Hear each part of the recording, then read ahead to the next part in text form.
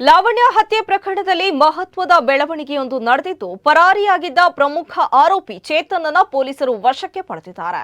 ವಶಕ್ಕೆ ಪಡೆದ ಬಳಿಕ ಆರೋಪಿಯನ್ನ ಆರೋಗ್ಯ ತಪಾಸಣೆಗಾಗಿ ಆಸ್ಪತ್ರೆಗೆ ದಾಖಲಿಸಲಾಗಿದ್ದು, ವೈದ್ಯಕೀಯ ಮಾಹಿತಿಯ ಪ್ರಕಾರ ವಿಷ ಪದಾರ್ಥ ಸೇವಿಸಿರುವುದಾಗಿ ದೃಢಪಟ್ಟಿದೆ.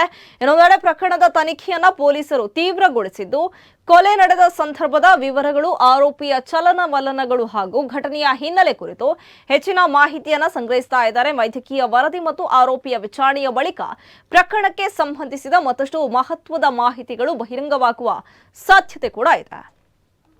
ನಿನ್ನೆ ದಿವಸ ಸಂಜೆ ವೇಳೆಯಲ್ಲಿ ಬಂಟ್ವಾಲ್ ಪೊಲೀಸ್ ಸ್ಟೇಷನ್ ವ್ಯಾಪ್ತಿನಲ್ಲಿ ಒಂದು ಮರ್ಡರ್ ಆಗಿದೆ.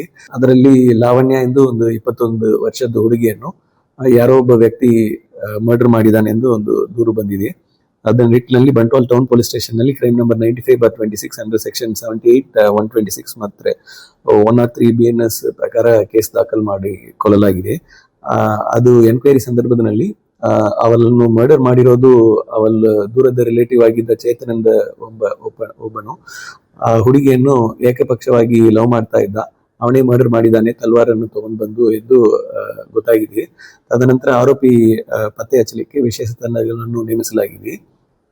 ಇವತ್ತಿನ ಬೆಳಗ್ಗೆ ಆರೋಪಿಯನ್ನು ಮ್ಯಾಂಗ್ಳೂರ್ನಲ್ಲಿ ಅವನನ್ನು ಸೆಕ್ಯೂರ್ ಮಾಡಿಕೊಳ್ಳಲಾಗಿದೆ. ತದನಂತರ ಅವನು ವಿಚಾರಣೆ ಮಾಡುವಾಗ ಅವನು ಇಲಿ ಪಾಶನ ತಗೊಂಡಿದ್ದಾಗ ಹೇಳಿರ್ತಾನೆ. ಈ ನಿಟ್ಟಿನಲ್ಲಿ ಅವನನ್ನು ಸರ್ಕಾರಿ ಆಸ್ಪತ್ರೆಯಲ್ಲಿ ಈಗ ಅಡ್ಮಿಟ್ ಮಾಡಲಾಗಿದೆ. ನಂತರ ಅವನನ್ನು ಅರೆಸ್ಟ್ ಪ್ರೊಸೀಜರ್ ಕಂಪ್ಲೀಟ್ ಮಾಡಿ ಈಗ ಲೀಗಲ್ ಮುಂದೆ ಕಾನೂನು ಕ್ರಮ ತಗೊಳ್ಳಲಾಗುವುದು.